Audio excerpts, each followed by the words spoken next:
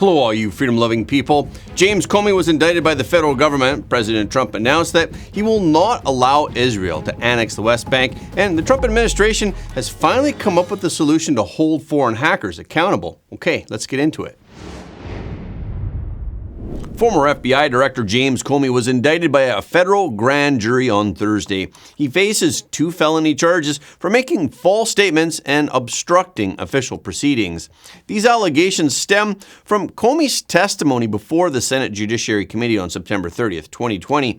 Comey claimed to the panel that he had not authorized someone else at the FBI to be an anonymous source in news reports regarding an FBI investigation concerning an unnamed individual. The indictment alleges that that statement was false because Comey then and there knew he in fact had authorized a third party to serve as an anonymous source in news reports regarding an FBI investigation concerning the unnamed individual. The second count in the indictment alleges that Comey corruptly endeavored to influence, obstruct, and impede the due and proper exercise of the power of inquiry, under which an investigation was being had before the Senate Judiciary Committee by making false and misleading statements before that committee. Lindsay Halligan, the U.S. Attorney for the Eastern District of Virginia, said in a statement that the charges represent a breach of the public trust at an extraordinary level. The balance of power relies upon accountability and a forthright presentation of facts, from executive leadership to congressional oversight. Any intent to avoid, evade, prevent, or obstruct compliance is a violation of professional responsibility and, most importantly, the law.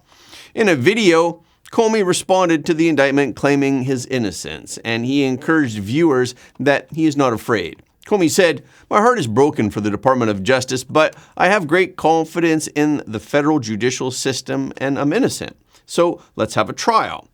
James Comey's son-in-law, Troy A. Edwards Jr., resigned from the U.S. Attorney's Office for the Eastern District of Virginia following the indictment. He wrote in a one-sentence resignation letter that he quit his job to uphold his oath to the Constitution and the country. Edwards was the deputy chief of the National Security Section, and he was on the team of prosecutors who convicted Oath Keepers founder Stewart Rhodes for the incident in the U.S. Capitol on January 6, 2021. And Comey's daughter, Maureen Comey, who is a veteran lawyer in the Southern District of New York, was fired by the DOJ 2 months ago. She sued the government this month to get her job back, saying that her firing was for political reasons and unconstitutional. President Trump also announced major news in the Oval Office on Thursday. He will not permit Israel to annex the West Bank. This marks a rare signal of restraint from Washington toward its staunchest ally. President Trump said, "I will not allow Israel to annex the West Bank. Nope, I will not allow it. It's not going to happen. It's been enough. It's time to stop now." Israeli Prime Minister Benjamin Netanyahu delivered a speech at the United Nations General Assembly today. Netanyahu was also scheduled to visit the White House on Monday, marking his 4th trip to Washington since President Trump's second term began. However, Netanyahu's office stated that the Prime Minister would wait until his return to Israel before he formally responds to President Trump's remarks. Earlier this week, President Trump met with leaders from several Arab nations on the sidelines of the United Nations General Assembly. Saudi Arabia's foreign minister stated that Arab nations warned President Trump that any annexation of the West Bank would have serious consequences. According to him, President Trump has a very clear understanding. Palestinians aspire to establish their future state in the West Bank, East Jerusalem, and the Gaza Strip. Many nations believe that if Israel annexes the West Bank, it could spell the end of the two-state solution. However, Israel refuses to relinquish control over the West Bank. This stance has been particularly reinforced ever since Hamas launched its attack on Israel on October 7, 2023. To end the Gaza conflict that has persisted for nearly 2 years, the United States has proposed a 21-point plan for Middle East and Gaza peace. It outlines a framework for how Gaza can be governed without Hamas, And it includes a proposal for Israel to gradually withdraw from the enclave. Netanyahu does not believe that there really is a two-state solution. Talking at the UN today, Netanyahu said that there's a problem with this solution. There's only one problem with that. The Palestinians, they don't believe in this solution. They never have. They don't want a state next to Israel. They want a Palestinian state instead of Israel. And that's why every time they were offered a Palestinian state, but were required to end the conflict with Israel and recognize a Jewish state, every time, over the decades, they turned it down. And that is why every time they were given territory, they used it to attack us. In fact, they effectively had a Palestinian state in Gaza. So what did they do with that state? Peace? Coexistence? No. They attacked us time and time again. Also today at the UN, China and Russia attempted to delay the snapback sanctions against Iran. The deadline is set for 8 p.m. Eastern Standard Time tonight. The resolution that China and Russia suggested would have prevented the reimposition of UN sanctions on Iran over its nuclear program before the deadline for the snapback of punitive measures. But the UN Security Council voted down their effort to free Iran of sanctions. In response, the Iranian foreign minister said that the imminent implementation of snapback sanctions against Iran has actively and intently paved the way for dangerous escalation. On Thursday, President Trump signed an executive order declaring that the plan to sell TikTok's U.S. operations to American and global investors would meet the requirements of a 2024 law. The order gives ByteDance 120 days to finalize terms with American investors. President Trump said at the signing, "It's owned by Americans and very sophisticated Americans. This is going to be American operated all the way. Enterprise tech giant Oracle, Silver Lake, and the Abu Dhabi-based MGX Investment Fund will be the main investors in TikTok's U.S. business. They will control a roughly 45% stake in the entity, while ByteDance investors and new holders will own 35%. The White House stated that the proposed U.S.-China TikTok agreement requires all U.S. user data to be stored on cloud computing infrastructure operated by Oracle in the United States. According to officials, the new joint venture has also designated Oracle as a trusted security provider responsible for designing TikTok's new algorithmic security framework, though ByteDance no longer controls the relevant code. President Trump confirmed on September 25th that he spoke with Xi Jinping, who told him to go ahead with it. However, Xi Jinping did not attend the UN summit this time. Instead, Premier Li Qiang of the State Council of the Communist Party of China delivered the address. The Associated Press reported that Li Qiang's address at this week's United Nations General Assembly indicates that Xi Jinping has stepped back into a secondary role. In recent years, the U.S. government and technology companies have repeatedly accused state-sponsored Chinese hacking groups of launching targeted attacks against government agencies, defense contractors, and critical infrastructure sectors such as telecommunications and energy.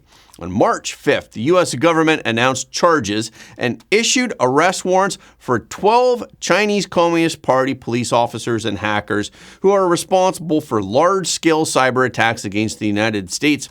Among them are 2 personnel from the CCP Ministry of Public Security, 8 employees of Action Information Technology, and 2 members of the hacker group APT27. When I first saw this news, I couldn't help but let out a deep sigh. These hackers lurk across the vast ocean, harming American interests and the American people. Yet, as long as they never set foot in the United States or possess no property here, the U.S. government remains powerless against them. Recently, our editors came across a social media post by one of the 2 sanctioned members of APT27, describing his predicament after being sanctioned by the United States. Finally, I've come to terms with it. Doing wrong will always come at a cost. The hacker's name is Zhao Shuai. He is accused of collaborating with Yin Kashen, who is another hacker that is already sanctioned by the United States. He collaborated to illegally obtain and sell sensitive data from critical U.S. infrastructure networks. At first, he didn't care about the sanctions, but soon he realized he was in real trouble. His post reads, "Most Chinese people believe that as long as they remain within China, hold no assets abroad, and avoid dealing with foreign companies, U.S. sanctions have no practical impact. I used to think the same way. However, the American authorities have realized this. Consequently, it has imposed additional economic sanctions through the Treasury Department's Office of Foreign Asset Control on entities or individuals of particular concern. This allows the U.S. Treasury Department to require all SWIFT members to refrain from conducting transactions with sanctioned individuals. The vast majority of Chinese banks and other financial institutions have joined SWIFT. So the practical impact is now being felt. According to his own account, he was designated for sanctions by the U.S. Department of State and Department of Treasury on March 5th, which was 1 a.m. on March 6th, Beijing time. 13 hours later, his troubles began. His first notification came from Tencent's WeChat. At 2:30 p.m. on March 6th, he received a WeChat notification informing him that WeChat Pay services had been terminated for him. He later discovered that QQ Pay services had also been terminated. WeChat Pay and QQ Pay are currently the two most popular payment methods in China. Users can transfer money to each other online without meeting in person, much like PayPal and Zellers. Chinese people rarely use cash in their daily lives, and credit cards are also not as widely used in China as they are in the West. Not having WeChat Pay and QQ Pay is extremely inconvenient. The hacker shared an example. Once, while dining out, his meal ran slightly over time, exceeding the free parking period for 1 minute, and he incurred a 2 yuan parking fee. But the lot only accepted WeChat Pay. Unable to pay, he had to ask a friend to cover the fee to resolve the situation. Subsequently, other banks followed suit with politely asking him to withdraw his funds and close his accounts. However, some banks froze his account without prior notice, and his attempts to transfer funds were rejected. The securities firm also requested that he close his account. Fortunately for him, he had only opened the account and had not purchased any stocks yet. If he had invested in any stocks, he probably would have been required to sell all of them, even at the lowest point of the stock price, which would have resulted in even greater losses for him. The article states that although the State Council of the People's Republic of China implemented the foreign sanctions countermeasure law on March 21st, these financial institutions have simply ignored it.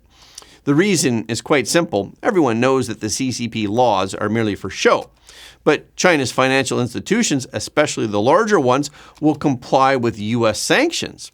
Otherwise, they risk being kicked out of SWIFT, which is like having a smartphone without internet. How could they not be afraid? These hackers may not necessarily harbor hatred toward the United States. They're merely carrying out orders from the Chinese Communist Party for their paychecks. But when problems arise, the Chinese Communist Party does not step forward to take responsibility. Instead, it makes these individuals who act as enforcers bear the consequences. This is what happens when you cooperate with the Chinese Communist Party.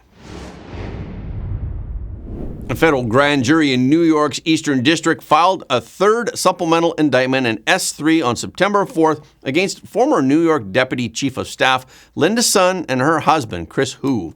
Building upon an S2, the new indictment adds further details. While the charges themselves remain unchanged, prosecutors have strengthened allegations that the couple allegedly acted as secret agents for the Chinese Communist Party. They manipulated procurement contracts and they established a money laundering scheme. The core allegation in this case is that 41-year-old Linda Sun, while employed by the New York State government, secretly advanced the Chinese Communist Party's foreign policy objective over an extended period of time, simultaneously profiting handsomely from New York State's pandemic-related contracts and Chinese money laundering networks. Linda Sun and Chris Hu were charged in June with multiple new counts, including wire fraud in the course of an honest service, conspiracy to commit wire fraud, bribery, and conspiracy to defraud the United States. Hu was additionally charged with tax evasion. Assets seized or frozen by prosecutors include a $3.6 million mansion in Manhasset, Long Island, a $1.9 million apartment in Honolulu, a $1.5 million rental property in Forest Hills, luxury vehicles such as Ferraris, Mercedes-Benzes, and Land Rovers, and over $200,000 in cash and bank deposits. Facing multiple felony charges, Linda Sun and Chris Hu denied all allegations and launched an intensive legal campaign to suppress prosecution evidence, challenge search warrants, and seek dismissal of the case. However, the court determined that most of these motions lack sufficient substantive content to alter the course of the case. The high-stakes legal battle has also incurred substantial legal fees. By July of this year alone, the couple's attorney's fees had already exceeded $2 million. An additional $1 million is projected to be added by the November trial. They claim monthly household expenses reached $20,000, pushing their finances to the brink of collapse. Consequently, they applied in July to use $7 million in frozen assets to cover legal costs. Their defense attorney stated that the couple's only stable source of income, the $4,800 monthly rental income from the Forest Hills property, no longer existed, as they had been attempting to sell the property. They could no longer continue renting it out. In short, the couple found themselves in dire financial straits. And on July 22nd, U.S. District Judge Brian Cogan in the Eastern District of New York denied the request to unfreeze the assets. The judge stated that they failed to demonstrate no other sources of funds. Both the court and prosecutors believe that they may still be concealing numerous undisclosed assets. For instance, Chris Hu used proceeds from partial liquidation of investments to pay over $400,000 in legal fees. His upscale liquor store in Flushing, New York, is also suspected of handling illicit cash inflows, serving as a money laundering conduit. Prosecutors further noted that beyond the 9 business entities under Chris Hu's name, the couple still held at least $90,000 in stocks, bonds, and insurance assets, and were involved in unexplained capital transfers.